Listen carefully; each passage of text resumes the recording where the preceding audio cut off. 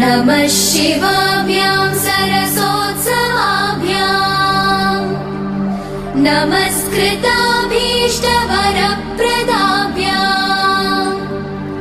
नारायणेनार्चितपादुकाभ्याम् नमो नमः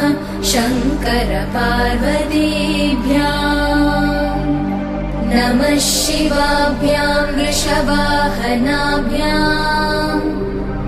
विरिञ्चि विष्णु इन्द्रसुपूजिताभ्याम् विभूतिपाटीरविलेपनाभ्याम् नमो नमः